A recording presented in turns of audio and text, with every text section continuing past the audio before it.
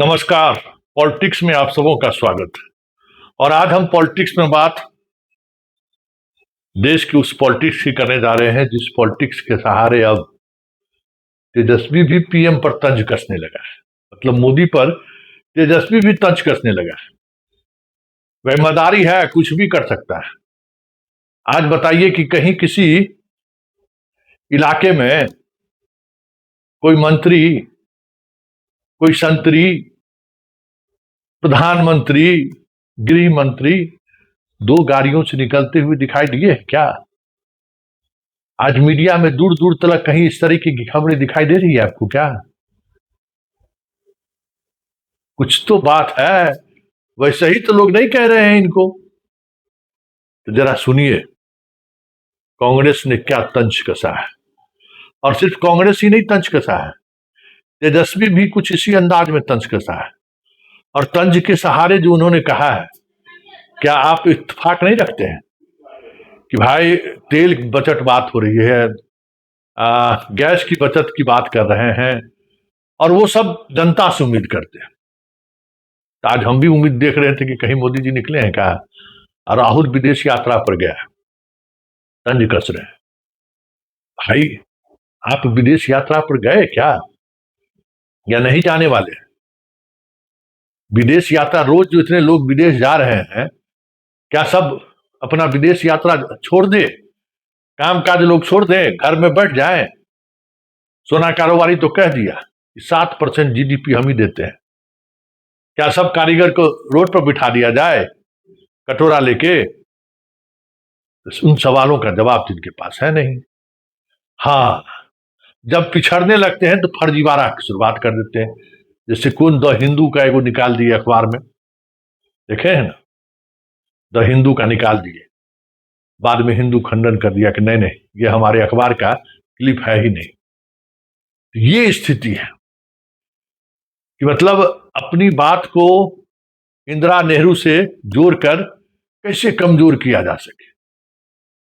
और इनका IT cell पूरे दिन इसी जुगत में लगा रहता है कि सोशल मीडिया पर नैरेटिव सेट कर दो, लेकिन इसको पता नहीं है कि उससे ज्यादा लोग इनके इस खेल को एक्सपोज करने में लगे हुए बिना पैसा का।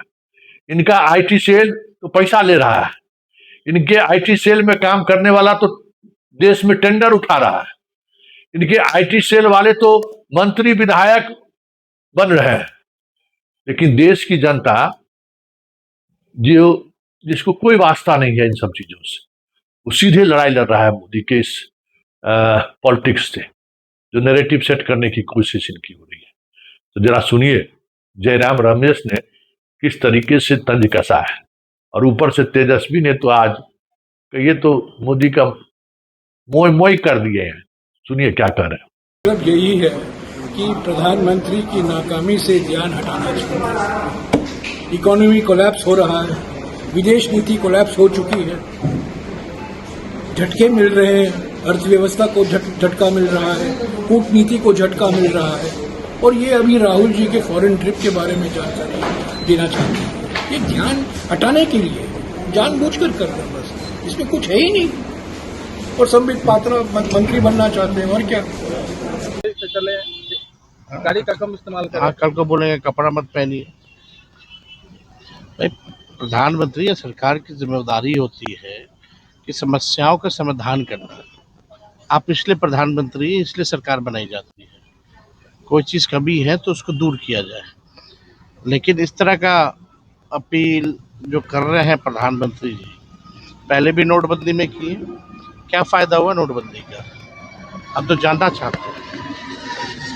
लोगों को नुकसान हुआ, कई लोग बेरोजगार हुए, कई स्मॉल मीडियम स्केल की इंडस्ट्री जो है बंद हो गई।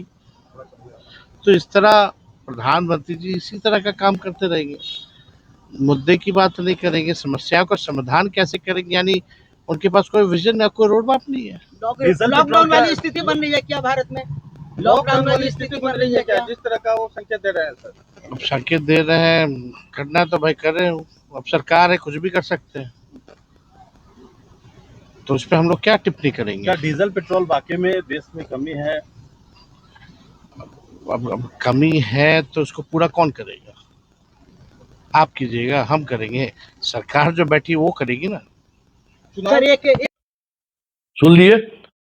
अब ये स्थिति है देश के प्रधानमंत्री को लेकर। अब किस तरीके से चर्चाएं होनी शुरू हो गई है, एक से एक मीम्स बन रहा है।